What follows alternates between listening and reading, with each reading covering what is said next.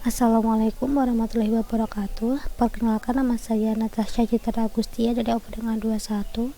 Saya merupakan bagian dari kelompok 1 dengan rekan saya yaitu Fani Rusyawan Putri dan Muhammad Iqbal Fabiansyah. Nah, kelompok kami mendapatkan materi yaitu tentang personalisasi pendidikan. Pada kesempatan kali ini saya akan menjelaskan tentang tantangan dan juga visi dari personalisasi pendidikan. Nah, yang pertama yaitu tantangan. Pendidikan saat ini didasarkan pada satu ukuran untuk semua, di mana pendekatan pengajaran yang tidak berbeda. Dari sejumlah penelitian mendokumentasikan bahwa tidak ada pedagogi atau media pembelajaran yang optimal yang efektif pada setiap pelajar atau mata pelajaran. Jadi dalam hal ini NITP membuat kasus yang kuat bahwa peningkatan produktivitas diperlukan untuk meningkatkan pendidikan. Jadi tantangan yang dihadapi ini menunjukkan kesulitan yang lebih luas dalam memberikan kesempatan pendidikan yang efektif untuk semua perbedaan yang diberikan dalam kemampuan belajar individu. Mengingat kembali, personalisasi pendidikan merupakan tantangan bahwa produktivitas secara historis telah dicapai melalui normalisasi produksi daripada kustomisasi.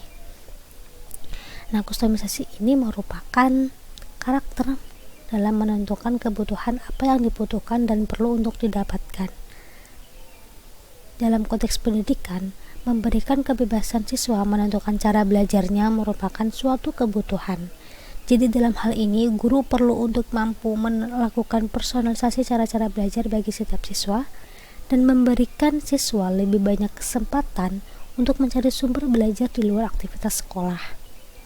Jadi penting bagi pendidikan untuk memberikan ruang kepada para siswa untuk menyampaikan gagasan dan penilaiannya tentang proses belajar yang mereka jalani sehari-hari, terutama kesempatan mengkonstruksi harapan mereka tentang pendidikan di masa depan. Nah, tantangan teknologi dalam mempersonalisasi pendidikan yaitu yang pertama, mengembangkan teknologi yang mempertimbangkan siswa sebagai tutor manusia. Yang kedua, mengamati aktivitas setiap siswa. Yang ketiga, mengevaluasi pembelajaran dan menemukan peluang untuk menawarkan bantuan. Jadi teknologi ini dibutuhkan dengan cara dipersonalisasi atau melihat kembali kebutuhan para siswa atau peserta didik atau subjek didik dalam pembelajarannya. Jadi teknologi ini sangat penting dalam mempersonalisasi pendidikan, terutama dalam melihat kebutuhan para siswanya.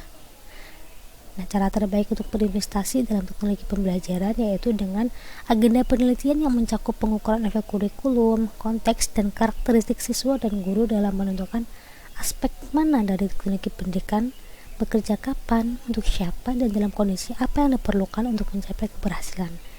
Jadi teknologi ini dapat memantau kemampuan siswa termasuk melacak respon kognitif dan efektif.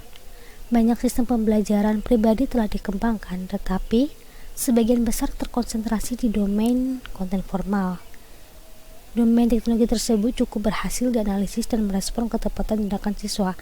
Akan tetapi dalam hal ini, kita perlu memindahkan sistem yang dipersonalisasi ke dalam domain baru seperti seni, humaniora, sosiologi, dan psikologi, dan memiliki sistem yang menanggapi pengaruh siswa serta kognisi mereka.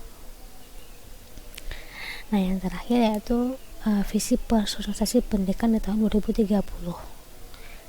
Nah, pada tahun 2030, sistem pembelajaran akan memiliki pemahaman yang mendalam tentang siswa, termasuk kelemahan, tantangan, dan gaya motivasi mereka, termasuk daya saing siswa, atau perlu pengakuan atau perhatian. Jadi sistem ini akan menyesuaikan instruksi dan pembinaan dengan sifat siswa, yaitu tentang kepribadiannya, gaya belajarnya, motivasinya, dan juga budayanya, dan keadaan siswa mengenai pengaruh, tingkat keterlibatan, dan juga tingkat frustasi. Nah, sistem ini juga dapat memprediksi minat dan kemampuan siswa serta harapannya sistem ini dapat mendukung pertumbuhan kompetensi dan efikasi diri pada siswa. Jadi pada akhirnya, sistem ini akan memfasilitasi komunitas belajar dan akan memastikan bahwa instruksi bersifat konstruktif atau mendorong siswa untuk belajar daripada mengecilkan hati atau memberitahu siswa bahwa mereka tidak pandai dalam suatu kegiatan Jadi sistem ini akan memfasilitasi komunitas belajar, jadi tidak akan mengecilkan hati para siswa dalam hal konteks tidak pandai dalam suatu kegiatan. Jadi sistem ini akan memastikan siswa untuk kedepannya tentang saran apa yang terbaik buat siswa. Jadi basic ini digunakan pada di tahun 2030, jangan seperti itu. Nah, sekian penjelasan dari saya, kurang lebihnya mohon maaf. Wassalamualaikum warahmatullahi wabarakatuh.